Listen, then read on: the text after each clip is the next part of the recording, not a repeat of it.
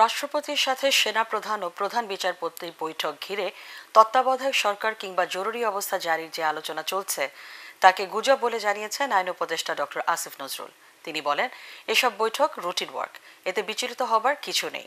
উপদেষ্টা বলেন, রাজনৈতিক দলগুলোর মধ্যে কিছু মতপার্থক্য থাকলেও আগামী ফেব্রুয়ারিতেই হবে নির্বাচন। সচিবালয়ে এসব কথা বলেন আইন উপদেষ্টা। রিপোর্টে জানাচ্ছেন মাহবুব কবির চপল। রোববার প্রধান বিচারপতি সৈয়দ রেফাত আহমেদের সাথে তাঁর বাসভবনে বৈঠক করেন সেনাপ্রধান জেনারেল ওয়াকার উজ্জামান। এর পরদিনই তিনি বৈঠক করেন রাষ্ট্রপতি ও প্রধান উপদেষ্টার সাথে। সেনাপ্রধানের এসব বৈঠক নিয়ে সামাজিক যোগাযোগ মাধ্যমে শুরু হয়েছে নানা জল্পনা কল্পনা। কেউ বলছেন জরুরি অবস্থা জারি হতে পারে, আবার কেউ বলছেন গঠিত হতে পারে তত্ত্বাবধায়ক সরকার। তবে আইন উপদেষ্টা বলছেন, সেনাপ্রধানের বৈঠক রুটিন কাজের অংশ, এতে বিচলিত হবার কিছু নেই।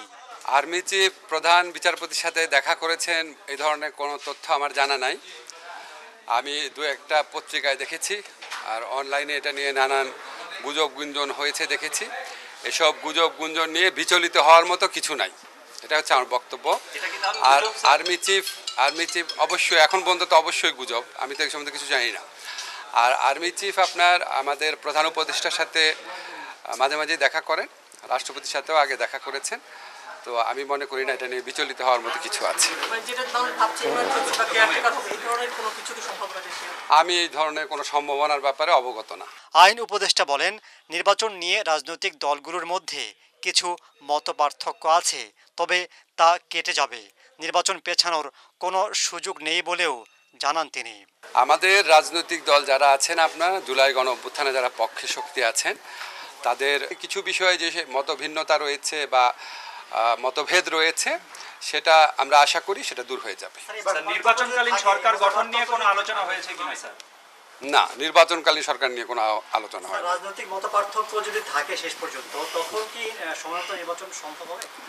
এটা তো আপনার যদির ব্যাপার বললেন। হ্যাঁ, নির্বাচন আমরা সরকারের পক্ষ থেকে আমাদের যে অবস্থান সেটা আমরা বারবার বলেছি।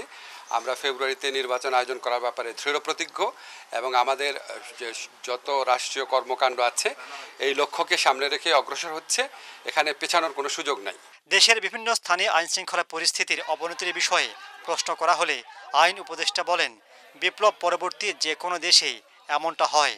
বিপ্লব পরবর্তী পরিস্থিতিতে সমাজে বিভিন্ন রকমের অস্থিরতা থাকে, এবং এই সমস্ত অস্থিরতার প্রেক্ষিতে আইনশৃঙ্খলা পরিস্থিতি মাঝে মাঝে যে আপনার অবনতি ঘটে, সেটা আপনার যতই দুঃখজনক হোক, হতাশাজনক হোক, এটা খুব অস্বাভাবিক বলে মনে করি না।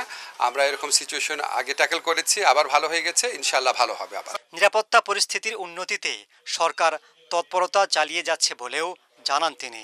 আইন শৃঙ্খলা পরিস্থিতি। মাহবুব কবির চপল, এটিএন বাংলা, ঢাকা।